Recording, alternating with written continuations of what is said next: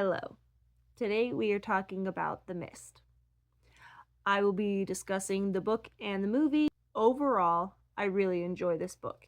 So, this is a short story in the Skeleton Crew. This is a story about a father and his son who go to pick up some groceries after a storm, and this mist comes into town. And with this mist comes monsters and creatures that have they've never seen and most likely are not from Earth. Very interesting book. I feel like the book and movie are very on par. Like they're both really good.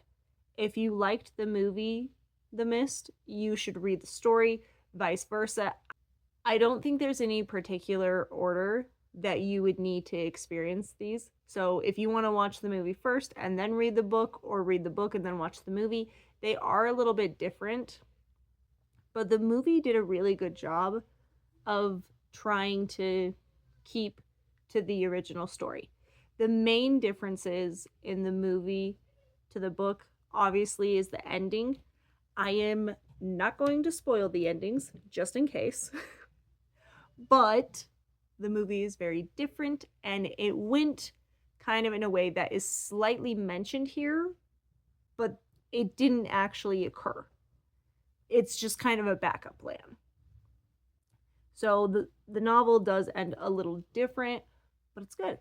And it was interesting, some of the things that play out, because there is a lot of like, oh, this could happen. I think the biggest difference is how many people are still around for a while, because there's not as many people. A lot of people end up just either getting offed or offing themselves in the book much sooner than in the movie. So that was interesting. But overall, I feel like they play out almost exactly the same, besides that big main difference. They're both very good. This is definitely a horror novel.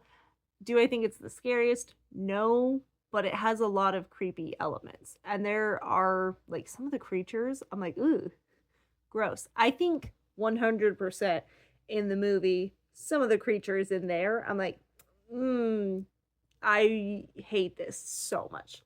Like, I feel like the movie really captured the essence to the monsters and made them a little more scary. Because the bugs in the movie, I think are way more intense than the bugs in this. Because the bugs in this, one gets in, but they're able to kill it really easily. And like the main monster that was like really getting people was the spider thingies. And in the movie, I feel like that's pretty on par with the novel, because in the novel, the spiders are the main creature that takes out a lot of people. But overall, I think this is a really good novel. I think if you like Stephen King, you would like The Mist. And it's fun. I if I'm going to rate it, I think it's a 10. I love it. I love The Mist. I just think it's so fun. I did think it was interesting that Miss Carmody, the one who is telling everyone this is because we've sinned, we have to pay our dues to God, yada yada. She's very religious, and she's the one kind of preaching as to why this is happening and how they can stop it. It was interesting to have it be that the character David is kind of like not sure, but his theory is that she's getting power from the mist itself, because he's like, she shouldn't know this, she shouldn't know how it works, yet she does. And I think the mist has given her some sort of like supernatural power, or like she's connected to it. That was interesting, because I feel like that like would so be a thing somehow. And especially like it makes sense. Stephen King loves to have like one thing affects everybody, but then it also affects this one unique special individual, and it can either be good or bad depending on the individual. Like it's fun. I thought that was very fun. I didn't pick that up the first time, that like she possibly was getting some sort of knowledge from the mist itself. That was cool. Overall, I think it's interesting.